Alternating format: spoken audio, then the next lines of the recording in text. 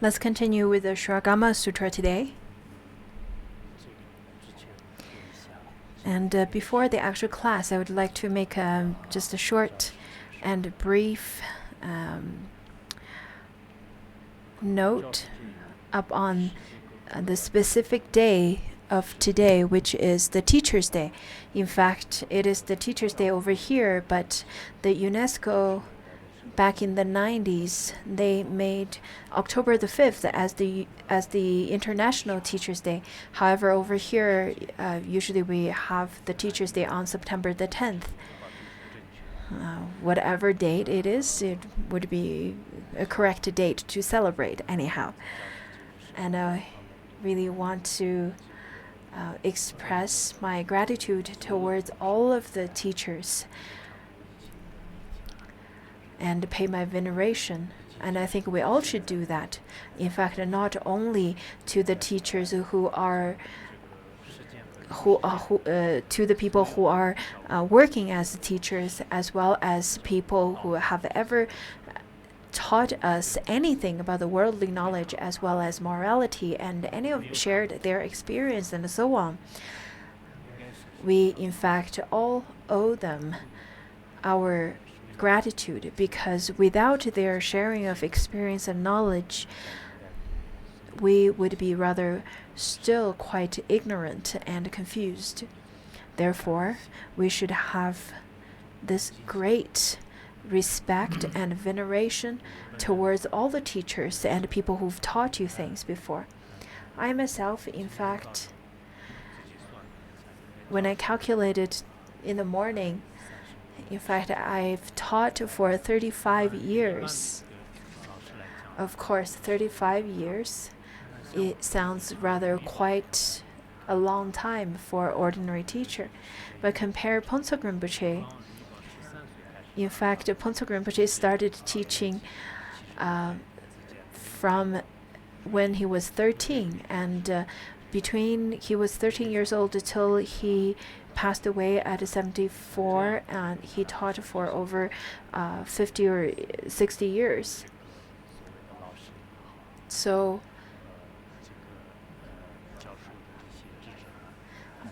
the scholars, professors, teachers nowadays, in fact, compared to the years that Pontsog Rinpoche taught others, is probably not as long. On the other hand, I really want to encourage those who are teachers to continuously to cultivate the talents. In fact, you should not only cultivate the talents in terms of their skills. I think more than skills, you should then teach the people, teach your student to be human, to be the human with kindness, with wisdom, with compassion. In fact, I understand that nowadays the career title of teacher is mainly referring to the ones who give teachings on skills. But the teachers, in fact, burdens much more heavy responsibilities on their shoulders, because the teachers have to teach the students how to live their life, how to develop their values, how to then understand and develop their morality and many aspects other than skills and craftsmanship. So for the teachers, you are lamps for many people. You are the refuge place and good spiritual friends of all sentient beings as well. According to the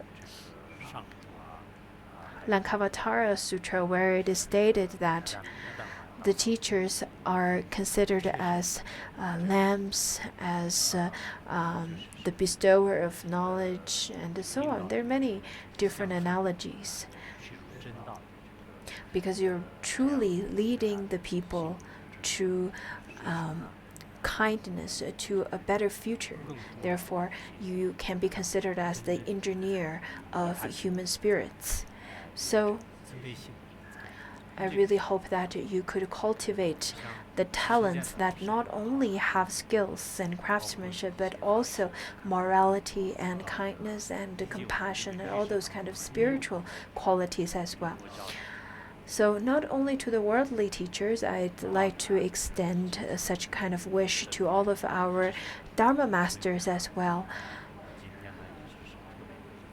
So in this special day, I would like to make this a special note before the actual class, so that my hope for you is, so that you know that my hope for you is to continuously to work as a teacher, or in this position to continuously to guide others.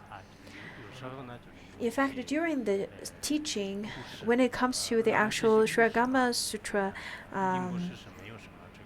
I wanted to tell and share lots of the stories.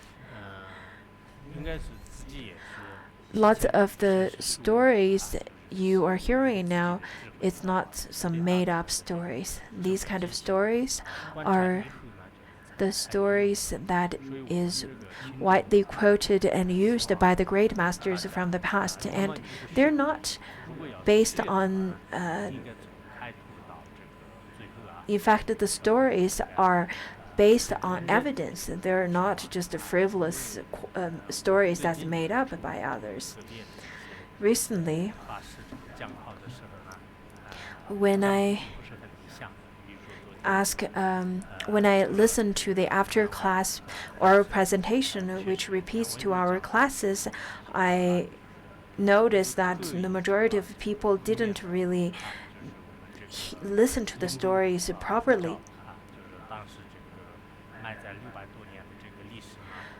For example, the history that I've told about how lots of the pilgrimage sites of Buddhism were buried underneath, and how the history of the Buddhism and how the history of the archaeologists rediscovered those pilgrimage sites and so on. I think they didn't really pay attention to the story.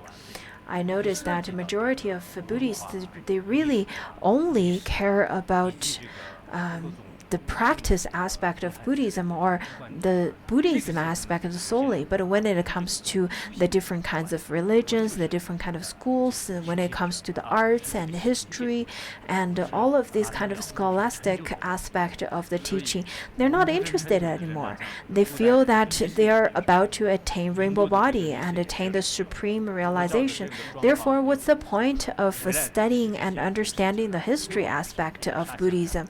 What does it have to do with me? I think some of the people would consider that's some people would consider that's where they are at this point in terms of their realization. They feel that they're about to gain enlightenment within 6 or 12 months.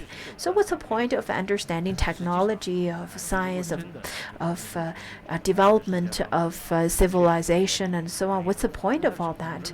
I think lots of people really feel that way. But in fact, to attain rainbow body, to attain the supreme enlightenment is not that easy. And practice cannot, and you cannot just envision yourself attaining such kind of enlightenment with a short period of practice. So I really looked into lots of the resources to help you to then build up your knowledge base, so that later on you can use such knowledge to help others. Because in fact, if it is not helpful to you, I wouldn't spend so much time of looking for these kind of stories. It really takes me a lot of time to research and look for lots of the stories, or even some of the facts and histories. For example, yesterday I told you the story of Alexander Cunningham's story, the archaeologist's story. I spent lots of time when I was in India back in '90s, when I was doing the research years before and last winter. In fact, during the 3 phases, I spent lots of time to look for the history of rediscovering the archaeological sites. You can take it as only a story. However, such kind of key factor is truly important to Buddhism history. Therefore, as practitioners, you really should listen to the stories that I tell very carefully, because I am trying to make a point. And in fact, behind each of the stories and each of the classes, I spend tremendous amount of time to prepare for the classes. If you're listening to one class, if your mind is rather disturbed and distracted halfway through the class, and then you probably miss one key point and completely forgot about how the different stories connect to each other. For example, when I'm telling the story of a history, you should contemplate upon why I am telling such a story, because I am trying to make a point. And why don't you try to listen and contemplate why I'm trying to make such a point? I am not nagging you, and my words are not really repetitive for no reason. From time to time, I try to repeat for different reasons. On top of that, I think lots of people do not understand how to listen to the Dharma. In the text, the words of my perfect teacher, at the very beginning, it talks about the proper ways of listening to the Dharma. I think for those of you who don't know how to listen to the Dharma, you should then go back and read it. The merit that we receive from listening to the class is tremendous. Don't even mention about the merit that we accumulate through listening and contemplating and practice the Dharma together. Let's just think about chanting the King of Aspiration of Samattabhadra at the end. Just contemplate upon how many people are doing this practice together with you at the same time. Such kind of merit is immeasurable.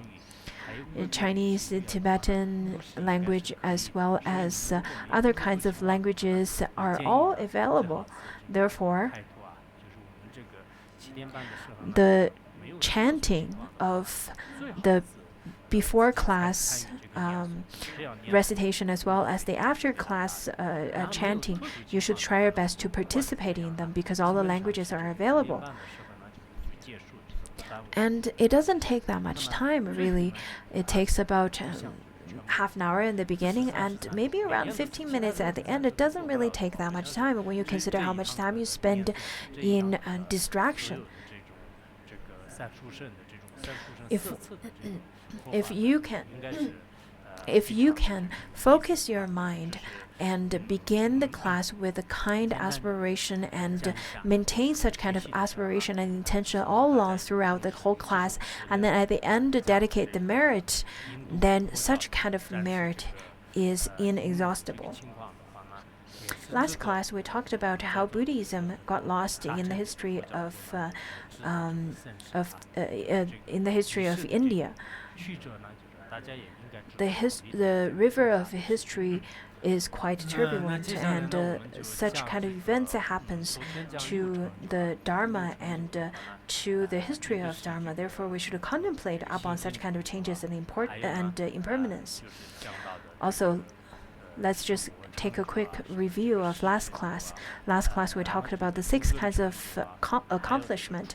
The accomplishment of faith, of listening, of time, of the master, of the place, of the assembly. So those are the 6 accomplishments.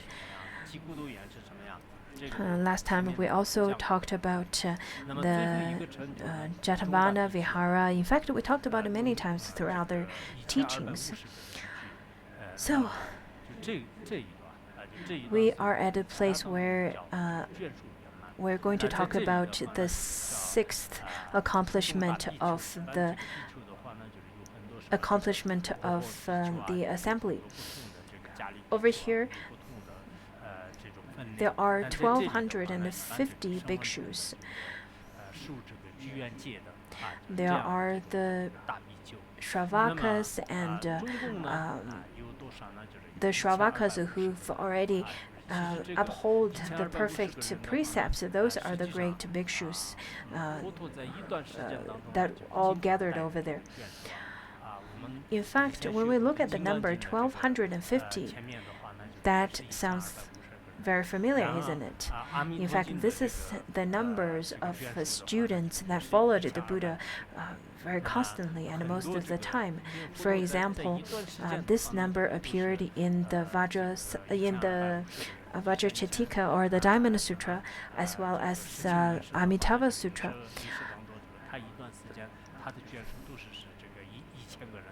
According to the historical record, Vasubandhu also had around over 1,000 of disciples following him at that time. And Phuntsog Rinpoche, at the end of his life, he had around 5,000 disciples following him. Anyhow, over here it says that 1,250 bhikshus. And who are these bhikshus? Who are these disciples then? According to some of the history records, it is stated that there are the three great Kashyapas. Kashyapa, in fact, was born in a Brahmin family, was from a heretics tradition. And then the three Kashyapa brothers has about 1,000 disciples following him, and then Madhgalyayana as well as Shariputra, they both had about 100 disciples each, and therefore that's 100, and that's 1,200. And the Upanishad, who had about 50 and 50 disciples following them. So the 1,000 who followed the three Kashyapas, and 200 following Shariputra, as well as Madhgalyayana, and the 50 disciples of Upanishad, and the 5 original disciples who follow the Buddha. Therefore, in total, there are 1,255 people following them. But over here it states in the 1,250 bhikshus, as well as the 5. In fact, it should be 1,255. So, do you know about the story of the three Kashyapa brothers? In fact, when the Buddha first renounced from his palace life, and then King Bimbisara told the king, told Shakyamuni at that time, who was not enlightened, said that once you get enlightened, then I will fulfill all your wishes. If you gain the realization of Untitled Samyasambodhi, I genuinely invite you to come to my country and benefit my people over here in my kingdom. And after Shakyamuni Buddha attained enlightenment, then King Bimbisara came to him and invited him to his country. At that time, the Kashyapa family has 3 sons.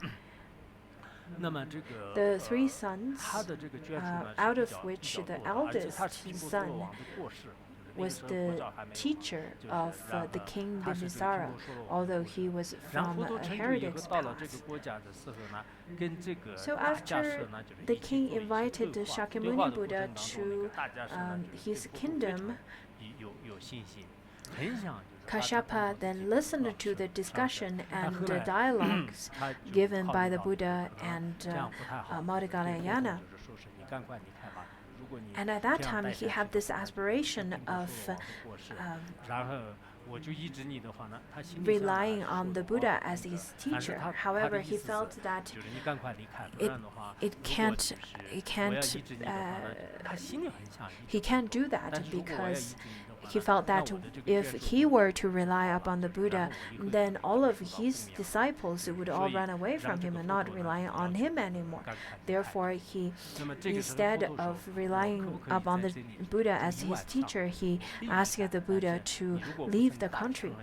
And then the Buddha said, "Okay, so I can leave if you don't have great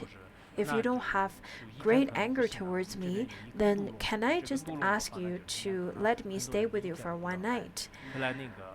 And Kashyapa at that time said, "I in fact have no aggression towards you. However, there's a poisonous naga who stays over here. That naga might be really angry at you though."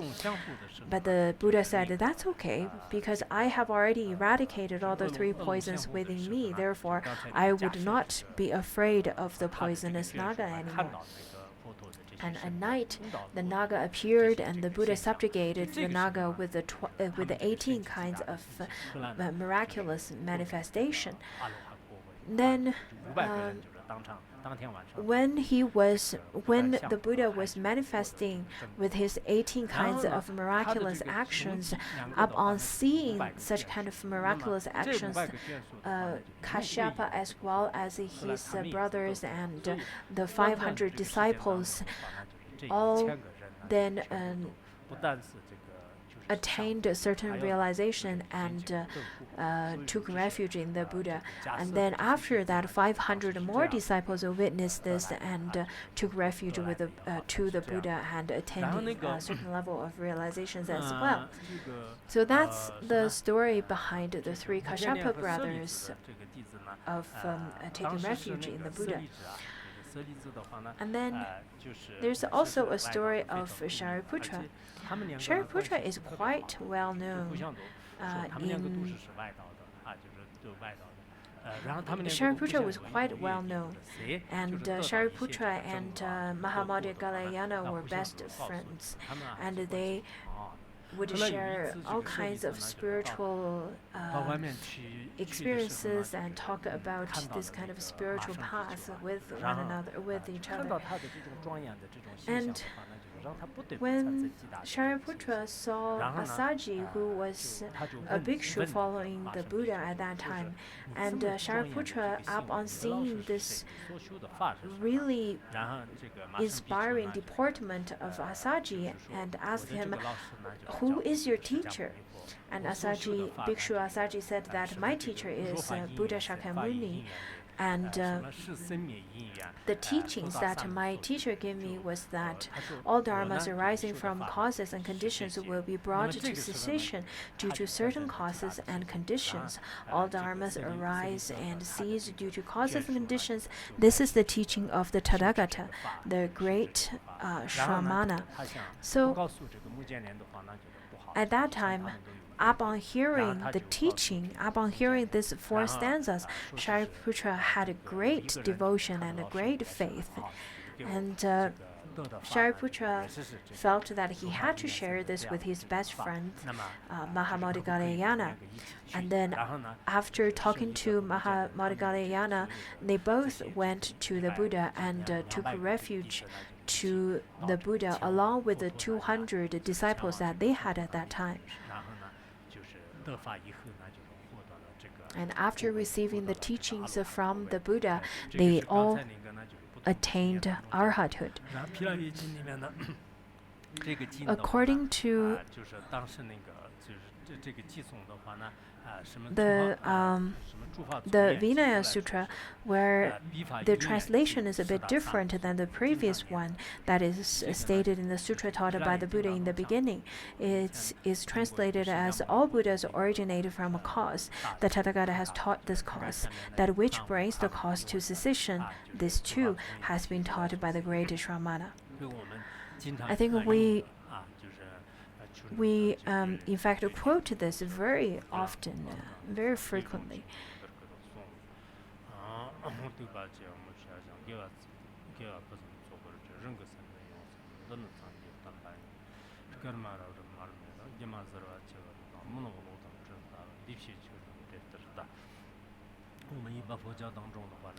In Buddhism, we often recite and quote from some of the from the sutras, and the mantra of causality, in fact, is the Sanskrit version of this 4-verse stanza. Whenever we do any kind of consecration ceremonies, we would recite this in the Sanskrit mantra and remind one another of the beginning of the causes. The teachings of the Buddha is rather different. And what's so different about the Buddha's teaching? In fact, the difference is that it talks about the origination, it talks about the causality. In fact, everything happens. All the dharmas originate from the cause. And that is from the aspect of relative truth, and from the ultimate truth, we talk about all causality is empty. So out of all the teachers, all the great teachers in this world, the great Shramana, that is the Buddha Shakyamuni, is the greatest teacher of all. So I've briefly explained to you of the stories of the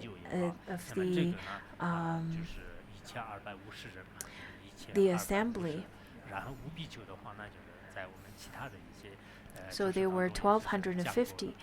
On top of that, there are the 5 original disciples of the Buddha as well. So these group of people are often following. They used to were often following the Buddha at that time. And from such kind of descriptions, you will be able to know that at that time, those were the group of people who followed the Buddha often.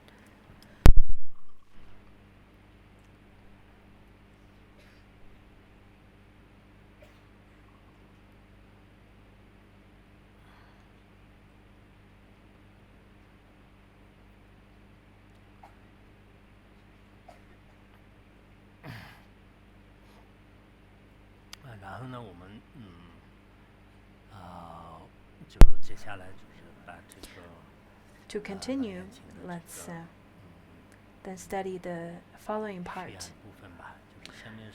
This is more like the scene setting aspect.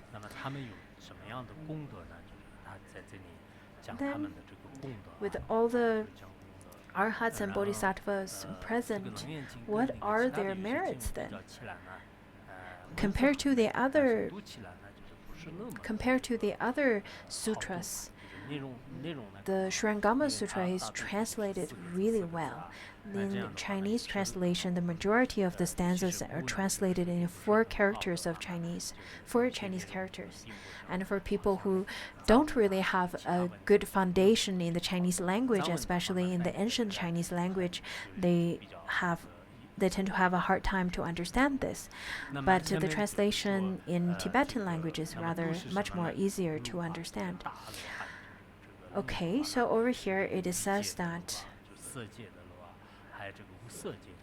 the great arhats who had crossed the stream of transmigration, they had already surpassed the defilements. They eradicated all the defilements. Such kind of great arhats, according to the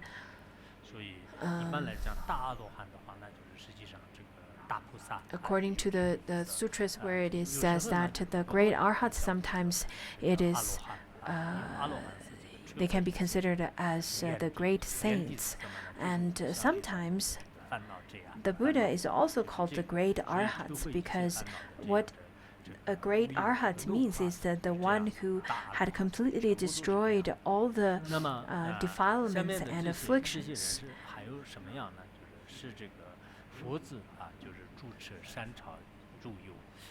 Next one, it says that they upheld his teaching firmly. could leap over all realms of existence and had achieved respect and had achieved the respect inspiring deportment which was held in great esteem throughout the country. In the Chinese translation, it says that the son of the Buddha. So, what does it mean by the son of the Buddha? It means that as the son, as the heir of the Buddha, then they upheld the teachings of the Buddha and try to continuously to pass down the teaching of the Buddha. And then they can be called the heir of the Buddha. The Bodhisattvas can be called the heir of the Bodhisattva because the Bodhisattvas are the Buddha's mind heir in terms of body, mind, speech. And the arhats can be considered as the speech heir because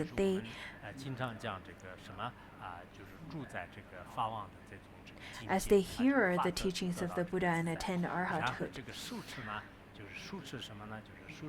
So what do they uphold then? In fact, they uphold the teachings. They constantly abide and stay in the state of the Dharma and uphold the correct Dharma. So the heir of the Buddha upheld his teaching firmly. So all the Bodhisattvas and the heir of the Buddha, they are going to uphold the Tathagata's teaching, and on top of that, they would continuously to pass down the teachings and propagate the teachings. In China mainland, usually the abbots of each temples are called the upholders of the Dharma or upholders. Why are they called upholders? In fact, in the Chinese language, it has two aspects. One is uphold, and the other one is to abide in. On top of that, they will then continuously to propagate, to give teachings of the Dharma. According to the precious teaching of the Chan monastery, it says that as an upholder, there are three things, or as an abbot, there are three things that you should not do. There are the three don'ts for an abbot. Don't be discouraged when things are rather quite chaotic, because if you are afraid of all the chores and of all the little things that could bother you, then you shouldn't be an abbot, you shouldn't be an upholder of the Dharma, because there will obviously be people coming to you with their problems. And the other one is, the second don't is that when things are complicated, do not make a fuss about nothing. Do not make a fuss about anything. In fact, there are people nowadays, they make a fuss about nothing all the time. And such kind of people cannot be and should not be an abbot or upholder. Some of the Dharma teachers, they tend to be very ups and downs and have lots of such kind of emotional ups and downs. Usually, when I hear people give really good oral presentation, I would go back and have a good sleep. But when people do not do a good oral presentation after the class, I would feel that why couldn't they give a good oral presentation? And I would not be able to have a good sleep. Sometimes when I hear people do not understand what I've told, I feel rather quite upset about it. For example, yesterday I only heard one of the lay practitioners who actually told the stories quite well. And then the third one is don't argue when in trouble. And if you can do these, if you can then avoid all these three above, then an abbot would be able to never be affected by external factors. When we think about taking up the responsibilities of taking up the responsibilities of propagating and abiding in the Tathagata's career, I think we should keep in mind that we should not avoid little things, and we should not make a fuss of nothing. We should try to understand where the balance is. In terms of managing the centers, managing any kind of Dharma practicing Sangha, we should really understand how to be appropriate in handling everything. There are people who would expel the students and disciples rather quite frivolously and out of not much of a serious reason. However, you should also not to take the other extreme, that to let other people do whatever they want. The word abbot, it has the meaning of upholder of the Dharma, the one who is abiding the Dharma. I think the ones who are managing a Sangha, managing a center, they can also be called an abbot, because that's what they're doing. They're propagating the Dharma. They are then abiding the Dharma as well as upholding the Dharma. People have very different capacities and very different wisdom. The ones with wisdom, they can fulfill and they can then handle all kinds of situations very appropriately. And the ones without wisdom, they will make a chaos out of nothing. And they would feel rather quite upset afterwards. So people's capacities are quite different. In terms of propagating the Dharma, when it comes to managing the team, managing the Sangha, managing the center, I really hope that you could contemplate, you can then study the management skills. Do not think of yourself as someone who is so great and you don't have to learn from anyone else at all. I think you should try to be rather humble and learn from everyone. If you were to be very humble and learn from everyone's experience, then in such a way, you will be able to manage the team. You'll be able to be more mature in terms of your own management skills. According to Mipa Rinpoche, he said that lots of the things that we've done when we were young, in fact, are quite naive and laughable even once we get mature. So, in order to avoid feeling ashamed of ourselves afterwards, why don't we take the opportunity and to be humble and learn from everyone to gain experiences? So, that's the term of abbot or upholder. The next one, then it says that you could leap over all realms of existence.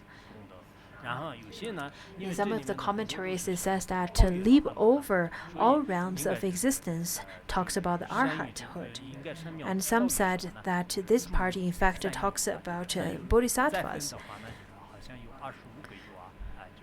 In terms of existence, there are the 12 existence out of the as the categories of the 3 existence.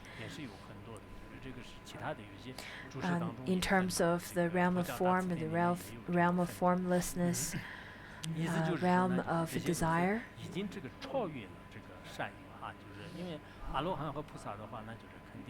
The arhats and bodhisattvas, they are completely leapt over all realms of existence, because without attaining such kind of state, they won't be able to attain arhathood or becoming a bodhisattva of bhumis.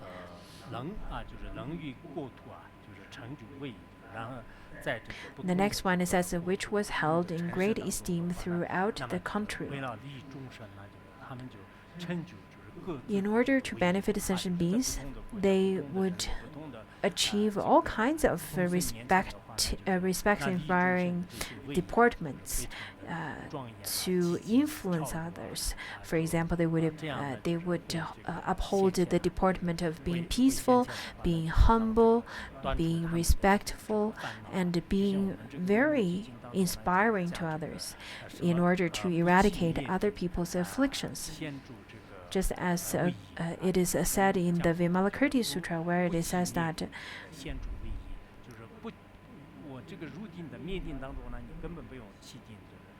without getting out of the samadhi or meditative absorption, one would manifest in different deportments, such as walking, lying down, and sitting, and so on. The other explanation is that such kind of deportments, including the body, mind, speech deportments, in order to benefit others. So this is about the deportment aspect. Then the next part is the wisdom aspect. They followed the Buddha to turn the wheel of the Dharma and were qualified to hand down his Dharma. So, arhats or bodhisattvas, they would follow the Tathagata and then turn the Dharma wheel.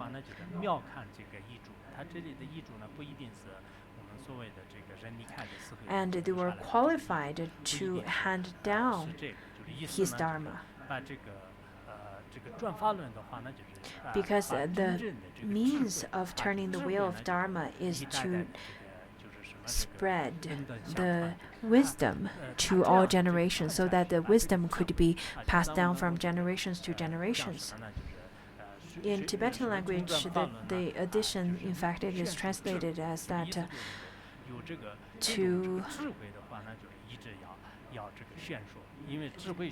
propagate the wisdom,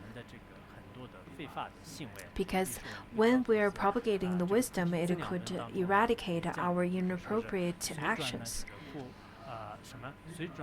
According to the treatise on the provisions for enlightenment by Nagarjuna, it says that emulating the Buddha to turn the supreme Dharma wheel will eradicate all evil thorns, which is the treasury of merit of Bodhisattva. What it means is that after you turn the wheel of the Dharma, in fact, it will eradicate all the evil thorns. They will eradicate all the non-correct Dharma. What is evil thorns? It's that something that is something inappropriate in terms of actions, but it's under the cover of being an appropriate behavior or conduct. So, to eradicate all the evil thorns is the treasury of merit of Bodhisattva. To us, in fact, we should spend the time to study and read more into the commentaries of the previous masters. Also, I would like to make this avocation that when we're studying the Surangama Sutra, I really encourage you to read more into the commentaries of the previous masters. Nowadays, it's rather quite easy to gain access to different resources. You can then look up on it online. There are open source material, and you can print it out. You can then go to bookstores and get books online and so on.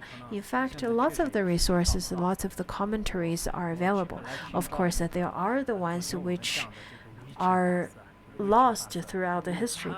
For example, do you remember the story that we told that Master Wei Chue, who composed this commentary of the 3 volumes of Surangama Sutra because of the blessings of Manjushri, that Manjushri came into his mouth and dissolved into him, and then started composing the commentary. And then after he finished composing the commentary, then Manjushri left in his dream. But when I went back last night, I really wanted to read this commentary, so I spent a lot of time looking up for it. But in fact, that commentary had lost in the history. It is no longer to be found. It is such a shame and such a pity for our generation that we will no longer be able to read it. Also, Master Xuan's commentary, which was one of the most important work of his life, was also lost because of the turbulent time he lived in.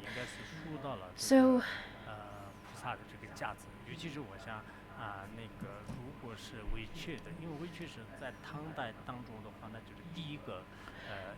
when we look into this kind of commentaries no longer being available, it is really such a pity. Back in the Tang Dynasty, Master Wei Chue, in fact, wrote this commentary. Do you know how many commentaries there are in total in history?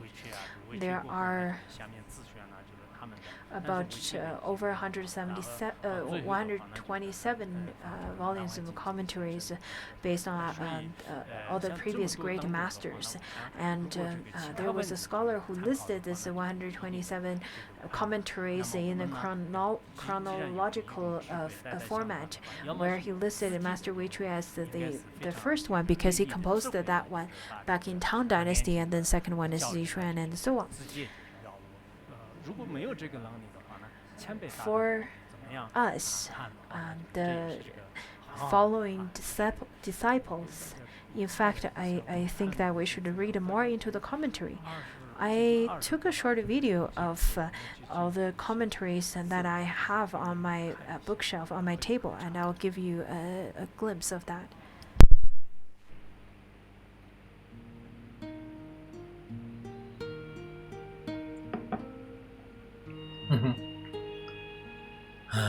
如果有时间，最好多看一下《楞严经》的各种不同的讲记。我想在这里好多《楞严经》的书啊，本来想好好的看一下，但是时间还是有限的。这个是寒山大师的，还有欧益大师的，玄幻上人的，然后元益大师的，还有什么南怀瑾的，就好多那个大德们的这些注释。如果有时间多看一下好不好？不要自读一个《楞严经》，多看一下其他的本本，好不好 ？OK， 拜拜。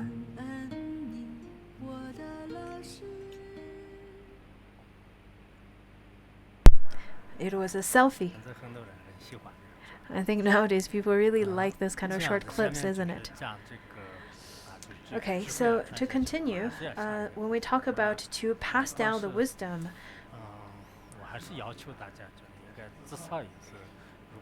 I really hope that you could spend the time and effort to study,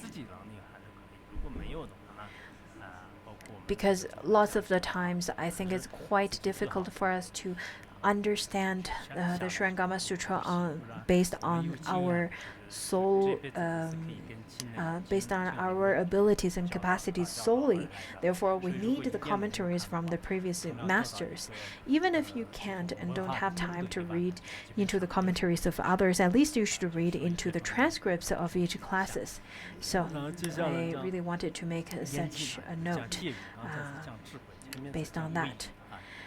Anyhow, we've already talked about the Vinaya aspect, which is the discipline aspect, and then the wisdom aspect, and this part we're going to talk. The previous we talked about departments, and now we're going to talk about the self-discipline. Previously we talked about departments, the wisdom as well. Over here, the third aspect is self-discipline. Being self-disciplined, they set a good example in the three worlds in which they appeared in countless transformation bodies to deliver living beings to save future generations from defilements. According to the praise to the actions of the Buddha, where it said that In the wilderness of birth and death, the Vinaya is the perfect guiding master. So, good example.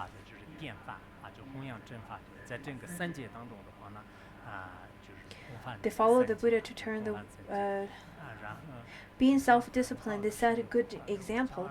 Good example is in fact quite important, which remind me a story of spread by setting good example.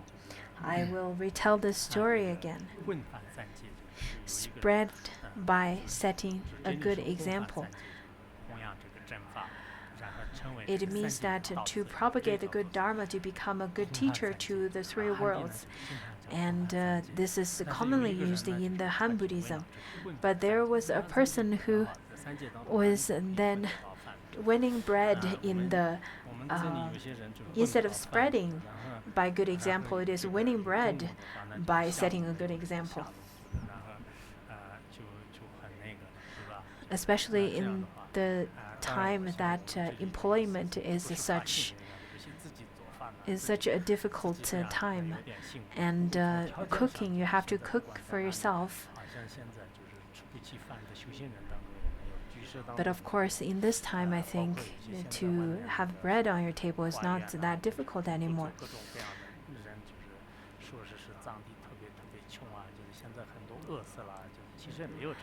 In fact, on the Tibetan plateau is no longer like it was before. It is not that people would starve to death anymore, unlike there are people who would go out to then ask for charity, saying that we have no money to eat. It's not like that at all. Compared to Cambodia and compared to lots of the African countries, I think Tibetan plateau is quite plenty in terms of food, at least. There was a story recorded in the memoir of Dream City that is written by Master Dan Xu, and it recorded the story of inside this temple called the Jinshan Temple, where there was a monk whose job was to lit lamps.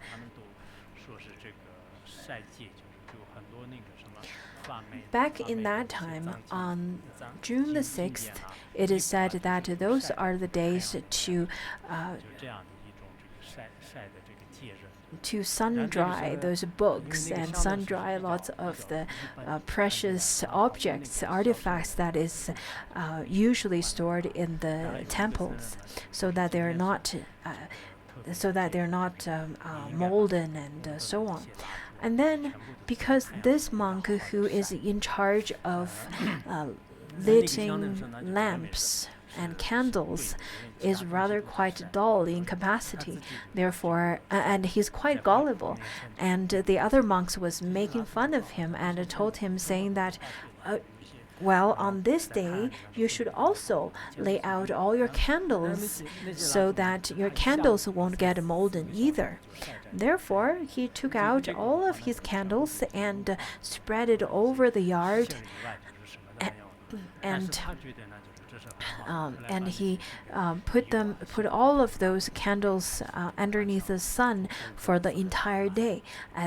In the evening, when it cooled down, all the candles, all the wax were all melted, and only the wicks were all standing up, and all of the wax were flooding all over the floor. And in the evening, when they were about to lit candles, the other monks, the monk who was in charge of the abbot of the monastery, said that the abbot of the monastery, in fact, was quite disappointed and surprised and disappointed in him, and then found an excuse to expel him, saying that, well, you are such a smart monk. You shouldn't stay in our small temple because you are over-talented, you are over-qualified to be a monk who's only in charge of lighting the candles. And in fact, it was not the abbot who said so, it was the chanter.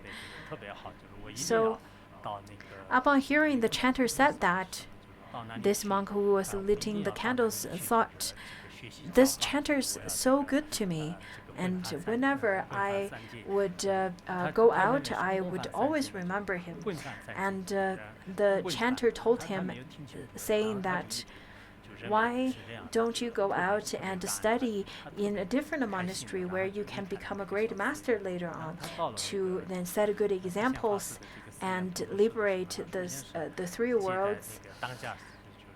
And at that time, this monk who was lighting the candles thought it was such a great idea, and instead of thinking setting a good example, he thought, instead of hearing that set a good example and spread the Dharma by setting good example, he heard that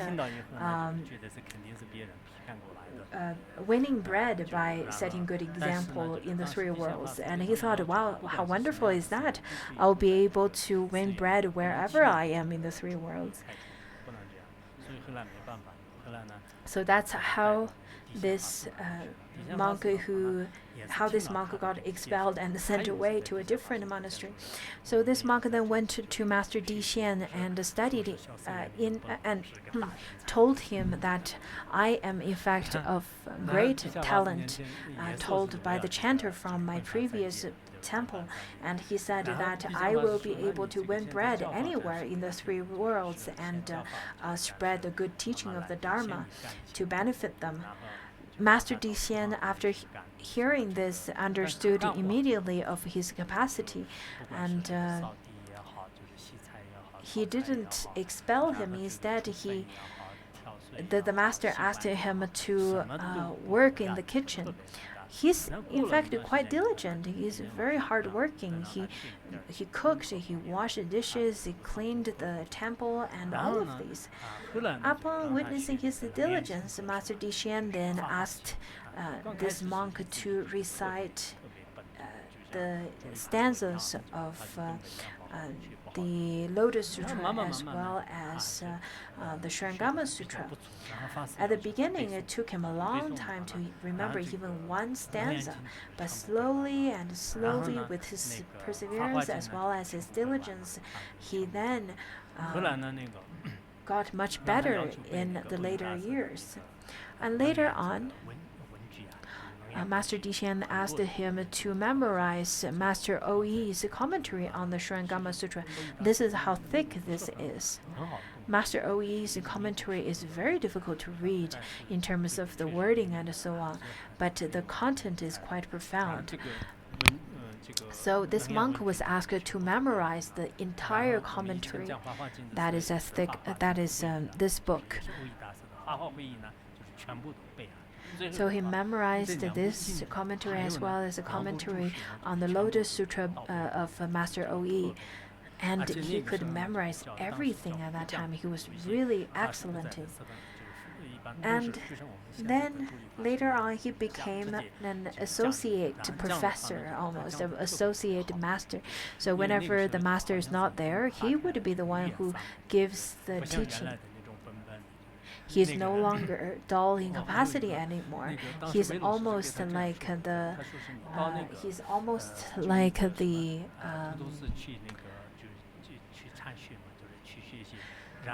After recitation of the teaching of the Surangama Sutra and the Lotus Sutra, it almost seems that he had opened his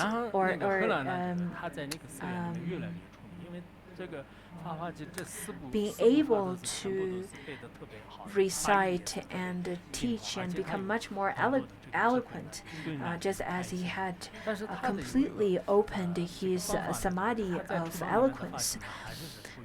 In fact, he at that time not only gave teachings whenever it is his turn to teach, he also continued with his previous work in the temple, such as cooking and washing in the kitchen and so on. He would wear an apron whenever he was in the kitchen, and people would ask him and signaling him that this is his turn to give teaching of the Dharma. He would then take off his apron and put on his robe and went onto the throne and give teaching. And that's how he was later on in his age. The chanter, do you still remember the chanter? In fact, at that time, the chanter told him at the time of expelling him, saying that whenever you become a good master, then I'll become your chanter for you. I'll then lead the chanting of the whole assembly to welcome you to give the teaching. And later on, when this monk became really good at giving teachings, the chanter got great faith in him and agreed, and then came to study with him and really became his chanter later on. So he is renowned as the monk who sun-dried the candle. In fact, it was not a veneration for his name. It was rather a name to laugh at his dull faculty. But later on, based on chanting and reciting the sutra and commentaries, he became very sharp and really eloquent in his life. Around the time he was over 50 years of age, when he was giving teachings with Master Disian at Nanking, at city of Nanking,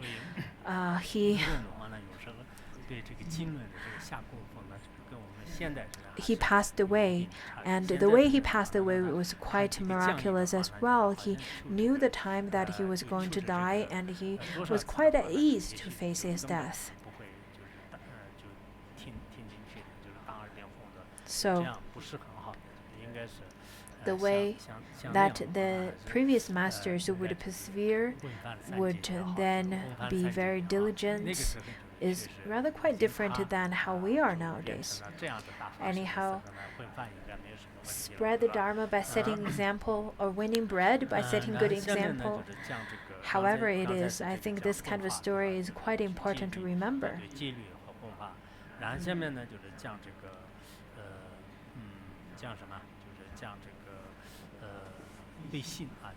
The previous ones talks about the Vinaya as well, the discipline as well as wisdom or spreading the Dharma. Then it says that in which they appear in countless transformation bodies in delivering to deliver living beings and to save future generation from defilements.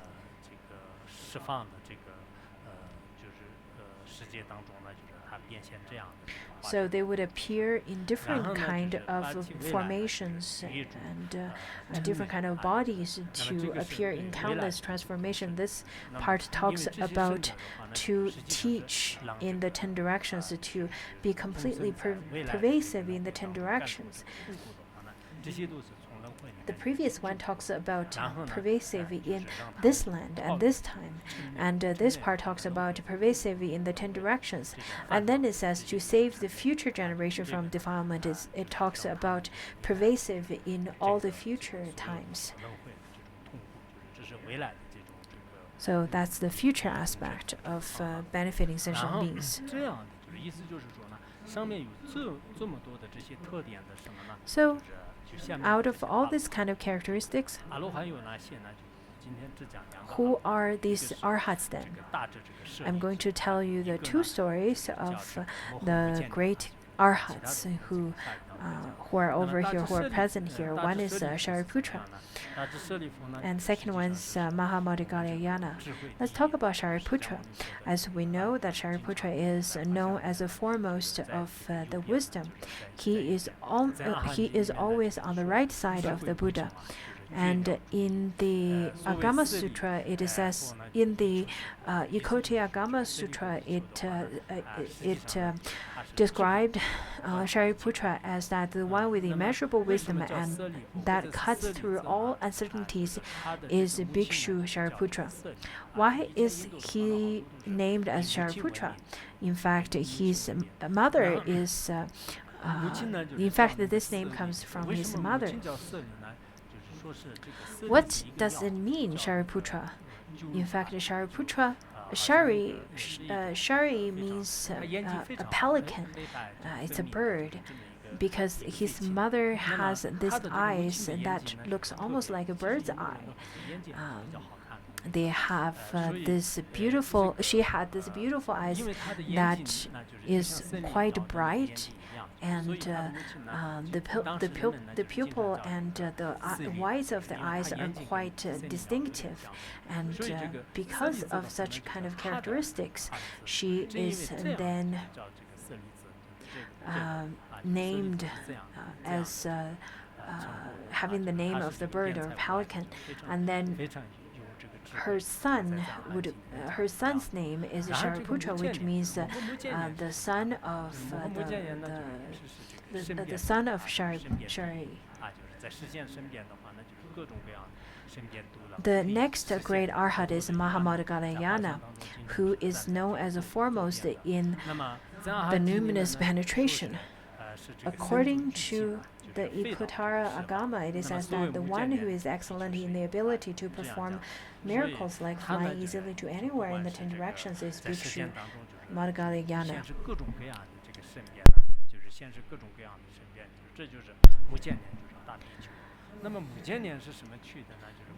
What's the story of Modgalyayana then?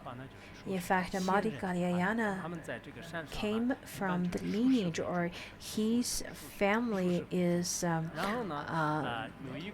of the family of the sages, and they were all vegetarians. They picked beans, and his first name was Kolita, and his last name, his family name, is Modgalyayana. His parents could not conceive till an old age to have a child. Therefore, they supplicated to a tree, that is the tree Kolita, and Modgalyayana, in fact, was born from the tree Kolita. Therefore, his name is Modgalyayana, Kolita Modgalyayana. In Tibetan language, Modgalyayana means the son of Modgalya. In some books, it says that his mother is Modgalya, and his name means the son of Modgalya. So I'm not quite sure if the name.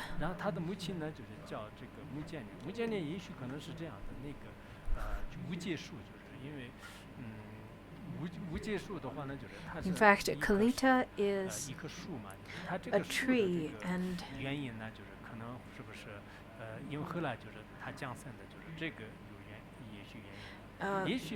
and maybe because he was born from that tree, therefore he was then named as Modgalyayana, and it means that Modgalya or Modgar it means certain things. It could be a tree's name, or it could be his mother's name. There are different explanations of his name according to different translations and editions.